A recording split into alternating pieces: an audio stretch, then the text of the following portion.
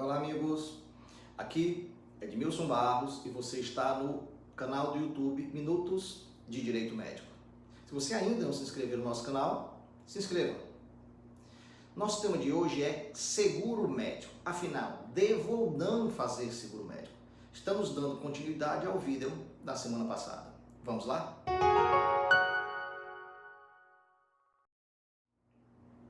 Na semana passada, eu fiz um vídeo onde apresentei uma introdução sobre o seguro médico, delineei as vantagens apontadas pelas seguradoras e as inúmeras desvantagens apontadas pelos conselhos de medicina e pelas entidades de classe.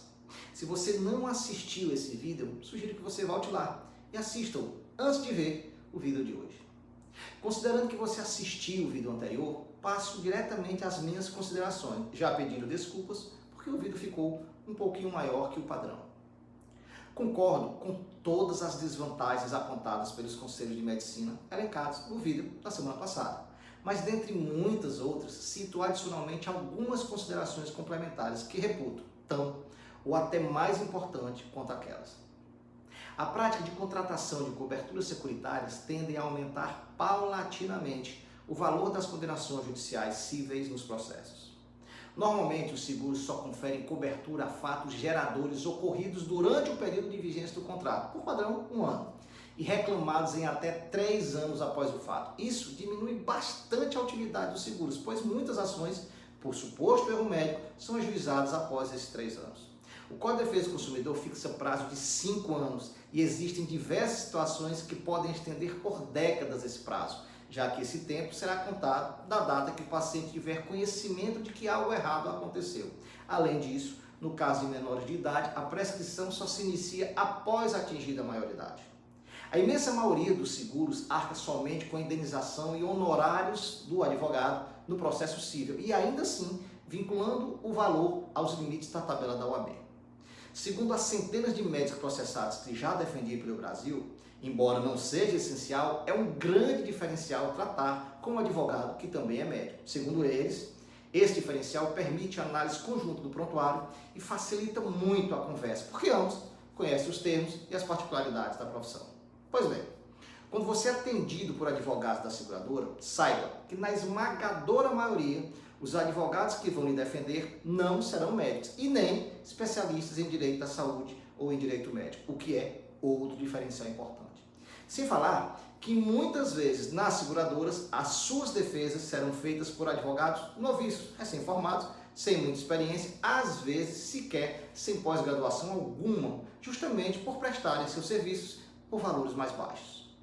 Esses mesmos advogados serão aqueles que podem vir a lhes dar assessoria jurídica ofertada pela seguradora. Portanto, cuidado com o escritório que dá suporte à seguradora que você pretende eventualmente contratar. Ao contratar o seguro e a sua assessoria, se e quando existir, não haverá um tratamento personalizado entre o advogado contratado e o médico processado. Se for feita a adoção do seguro médico de forma mais massificada, no futuro próximo, as seguradoras tendem a fazer discriminação e diferenciação de valores, por exemplo, para admitir a contratação por especialidades, tempo de formada do médico, número de demandas anteriores, etc., para fins de aumentar o valor que o médico paga na contratação. E, a depender, a seguradora pode até se recusar a fazer o seguro, deixando-o literalmente fora do mercado médico, já que os pacientes cientes de um seguro médico massificado vão pesquisar se o médico a ser procurado tem ou não seguro e até quais e de quanto seriam as coberturas. Quando o repasse ao paciente se tornar impossível do custo do seguro, em complemento virá o abandono de procedimentos e até de especialidades de maior risco e o prejuízo dos níveis de saúde da sociedade será irreversível. Os seguros não possuem qualquer aspecto de compliance, ou seja, não se preocupam com um aspecto preventivo, hoje cada vez mais relevante. Na prática, na seguradora já existe um cálculo anual atuarial de quanto ela vai pagar de indenização aos seus segurados. O que o advogado dela vai fazer em sua defesa é tentar diminuir o valor desse pagamento, ou seja, fazer a seguradora lucrar um pouco mais com o que não foi pago no seu processo.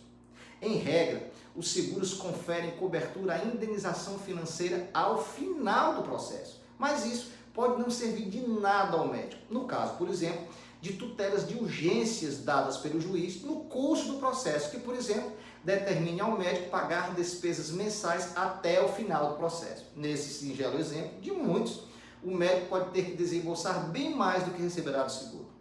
A imensa maioria dos seguros excluem ou limitam a valores ínfimos diversos tipos de danos, como os estéticos e os existenciais.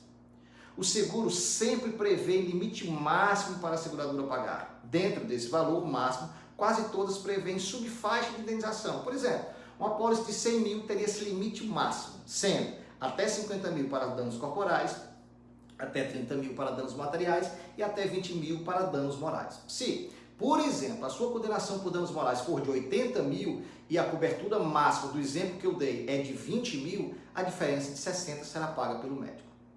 Os seguros excluem o que eles chamam de culpa grave do médico. E esse conceito de grave é analisado subjetivamente pela seguradora, que pode se recusar a pagar. Nesse caso, você passará a litigar duplamente contra a seguradora e contra o paciente, que a rigor não tem nada a ver com seu litígio com a seguradora. Nos países que adotam seguros médicos, paradoxalmente, são apenados os melhores e os mais experientes profissionais. Estes, com o aumento de sua reputação, tornam-se progressivamente mais procurados por doentes portadores de doenças mais graves, em situações mais complicadas. É claro que para a seguradora, esses médicos são de maior risco e assim, o valor que ele vai pagar no seguro torna-se consequentemente maior. Outro ponto negativo a ser ressaltado é que as companhias de seguro exigem uma quantidade exagerada de exames complementares na alegação de que, se tudo não for feito, pode haver erro de diagnóstico. Outro ponto muito importante: em alguns países, as seguradoras têm um setor de seguro médico e um setor oculto que chamam de caça ao médico. Esse setor de caça ao médico, que fica dentro da própria seguradora, é responsável de arregimentar e até financiar pacientes para processarem médicos que sabidamente não têm um seguro médico. E usando esse médico processado como exemplo na cruz, incentivam aos demais a contratação de seguro, vendendo suposta proteção patrimonial, segurança e tranquilidade. Será que essa dubiedade não chegaria ao Brasil? Aliás, será que já não chegou? Existem até boatos de que algumas seguradoras oferecem seguros gratuitos a dirigentes de entidades médicas em troca de a entidade que esses dirigem oferecerem despretensiosamente esse seguro aos seus associados, inclusive colocando as próprias seguradoras em palestras de encontros científicos. São boatos, difíceis, senão impossíveis de provar, mas você, médico, fica atento e questione se isso ocorrer na sua especialidade. Para os defensores do seguro médico, haveriam ainda vantagens ao paciente e à sociedade, como equilíbrio social, justiça social, solidariedade social e outras falácias. Mas convenhamos, qualquer coisa que gere uma fragilização na relação médico-paciente, incentivo a litígios por desconfiança, interesses financeiros indevidos, maior possibilidade de erros e encarecimento dos custos médicos por exames excessivos e repasse dos custos do seguro ao paciente, não pode gerar nada real de estabilidade ou equilíbrio pessoal nem social. Como você pode ver, sou veementemente contra o seguro médico. As desvantagens superam em muito as vantagens. Vantagens essas que, se você for analisar em profundidade, praticamente inexistem para o médico. É negócio só para a seguradora. O meu posicionamento coincide com o posicionamento dos conselhos de medicina e com as entidades representativas de médicos. Elenquei vários exemplos de desvantagens, mas tem muitas outras. Apenas não quis prorrogar muito o vídeo. Se você resolver desconsiderar tudo que Conselho de Medicina, entidades de classe e eu defendo, e ainda assim quer realmente se aventurar na contratação de um seguro médico, só posso desejar boa sorte. E se esse seguro lhe oferecer assessoria jurídica, para começar, exija, além do contrato, o currículo dos advogados que compõem a banca jurídica que teoricamente vai lhe dar suporte e atendimento. Por mim, esqueça seguro médico de uma vez por todas. A melhor forma de se proteger contra demandas por atos profissionais é ter um profissional qualificado e especializado em direito médico, preferencialmente também médico, para lhe auxiliar e orientar na gestão jurídica personalizada do seu risco profissional, atuando antes de mais nada preventivamente para minimizar a incidência de demandas judiciais e extrajudiciais. Como os seguros argumentam e oferecem uma suposta e falsa segurança ao patrimônio do médico, muito mais salutar e barato que um seguro médico, pago anualmente, é utilizar a advocacia preventiva em direito médico, um compliance médico hospitalar qualificado, que, por exemplo, para começar, possa blindar o patrimônio do médico se acaso ele perder a ação e vir a ser condenado na esfera indenizatória. Em qualquer demanda ligada ao seu exercício profissional de médico, sempre procure um advogado especialista em direito médico.